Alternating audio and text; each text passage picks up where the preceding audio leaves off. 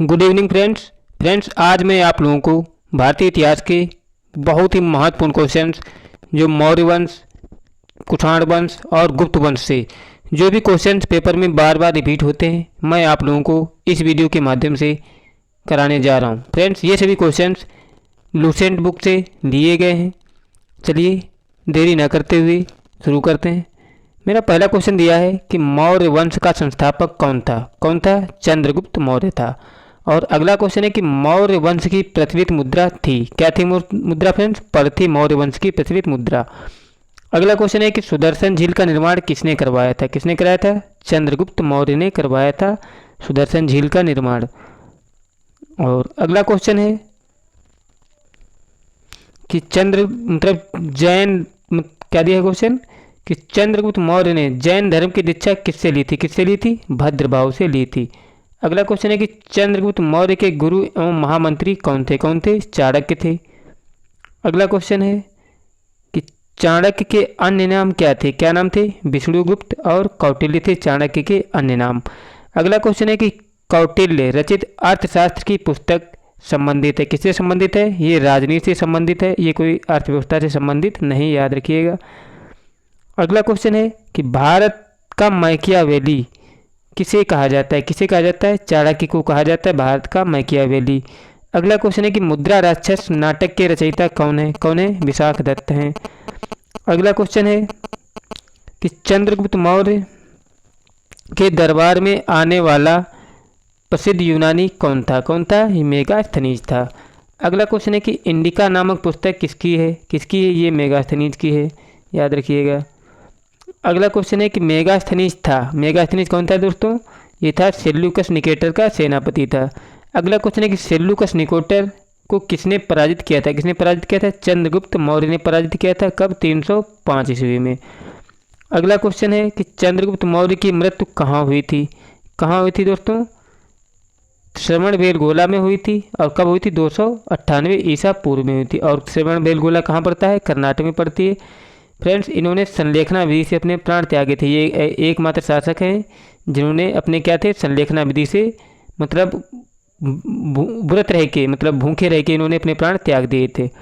अगला क्वेश्चन है कि श्रवणबेलगोला में गोमतेश्वर की विशाल प्रतिमा को किसने बनवाया था? चामुंड राय ने बनवाया था 983 ईसा पूर्व में। अगला क्वेश्चन है कि चंद्रगुप्त मौर्य का पुत्र उत्तराधिकारी कौन था दोस्तों? बिंदुसार था। कौन? बिंदुसार। अगला क्वेश्चन है कि अमित्र घात के रूप में प्रसिद्ध था। कौन प्रसिद्ध था? बिंदुसार प्रसिद्ध था अमित्र घात के नाम से। अगला क्वेश्चन है कि डायमेक्स किसके समय पर भारत आया? था? ये बिंदुसार के समय भारत आया था। अगला क्वेश्चन है कि बिंदुसार अनुयायी था, किसका था? ये आजीवक संप्रदाय का अनुयायी था। अगला क्वेश्चन है कि बिंदुसार का पुत्र और उत्तराधिकारी कौन था? अशोक था। किसका? बिंदुसार का। अगला क्वेश्चन है कि अशोक मगध की गद्दी पर कब बैठा था? ये बैठा था दोस्तों 269 ईसा पूर्व में गद्दी पर बैठा था। अगला क्वेश्चन है कि अशोक ने धम्म स्वीकार किया था, कब स्वीकार किया था? कलिंग युद्ध 261 ईसा पूर्व के बाद धम्म स्वीकार कर लिया था। धम्म क्या होता है? मतलब बौद्ध धर्म। अगला क्वेश्चन है कि अशोक ने बौद्ध धर्म के प्रचार के लिए श्रीलंका भेजा था, किसे भेजा था? पुत्र महेंद्र एवं पुत्री संघमित्रा को श्रीलंका भेजा था। और अगला क्वेश्चन है कि शिलालेख का प्रचलन किसने प्रारंभ किया था? अशोक ने प्रारंभ किया था। अगला क्वेश्चन है कि शिलालेख में प्रयुक्त भाषा थी किसकी? मतलब कौन सी भाषा थी? प्राकृत भाषा थी। अशोक मतलब जो शिलालेख लिखे जाते थे उसमें कौन सी भाषा थी? प्राकृत भाषा थी। अगला क्वेश्चन है कि खरोष्टी लिपि लिखी जाती है कैसे? दाएं से बाएं। और अगला क्वेश्चन है कि ब्रह्मी लिपि लिखी जाती है, कैसे लिखी जाती है? ये लिखी जाती है बाएं से दाएं, ब्रह्मी बाएं से दाएं और खरोष्टी दाएं से बाएं। और अगला क्वेश्चन है कि अशोक के शिलालेखों की खोज सर्वप्रथम किसने की थी? टी पैंथेलर ने की थी। कब? 1750 में। अगला क्वेश्चन है कि अशोक के शिलालेखों को सर्वप्रथम किसने पढ़ा था? जेम्स प्रिंसेप ने पढ़ा था। कब? 1837 ईस्वी में। अगला क्वेश्चन है कि अशोक का सबसे लंबा स्तंभ कौन सा है? स्तंभलेख कौन सा है? 7वां है सबसे लंबा स्तंभलेख।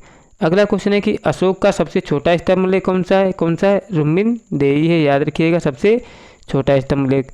अगला क्वेश्चन है कि अशोक का नाम अशोक किसमें मिलता है, किसमें मिलता है, मस्की आंध्र प्रदेश, गुर्जरा मध्य प्रदेश। अभिलेख में क्या नाम मिलता है, अशोक का नाम अशोक मिलता है।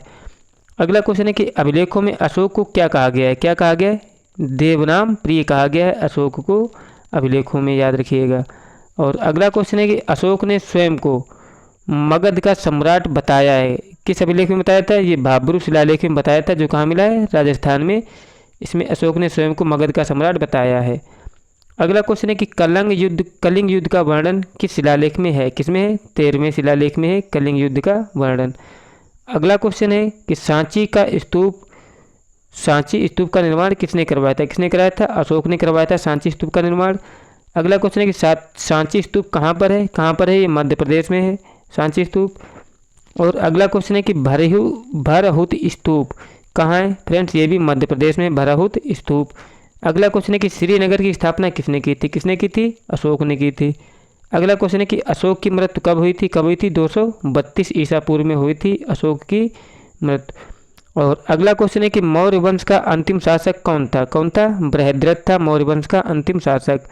अगला क्वेश्चन है कि शुंग वंश की स्थापना किसने की थी, किसने की थी, पुष्यमित्र शुंग ने की थी शुंग वंश की स्थापना। अगला क्वेश्चन है कि शुंग शासकों की राजधानी थी, क्या थी, विदिशा थी शुंग शासकों की राजधानी। अगला क्वेश्चन है कि पुष्यमित्र शुंग ने अश्वमेध यज्ञ करवाया था, कितने करवाए थे, 2 अश्वमेध यज्ञ करवाए थे पुष्यमित्र शुंग ने। अगला क्वेश्चन है कि महाभाष्य के रचयिता कौन थे, कौन थे, पतंजलि थे। और अगला क्वेश्चन है कि शुंग वंश का अंतिम शासक कौन था, कौन था, देवभूति था शुंग वंश का अंतिम शासक। अगला क्वेश्चन है कि कण्व वंश का संस्थापक कौन था, वासुदेव था कण्व वंश का संस्थापक। और अगला क्वेश्चन है कि कण्व वंश का अंतिम शासक कौन था, कण्व वंश का अंतिम शासक था सुशर्मा, याद रखिएगा। अगला क्वेश्चन है कि सातवाहन आंध्र वंश का संस्थापक कौन था, सिमुक था। और अगला क्वेश्चन है कि सातवाहन वंश का महानतम शासक कौन था, गौतमीपुत्र सतकर्णी था सातवाहन का महानतम शासक। और अगला क्वेश्चन है कि सीसा का सिक्का किसने चलवाया था, सातवाहन शासकों ने शीशे के सिक्के चलवाए थे।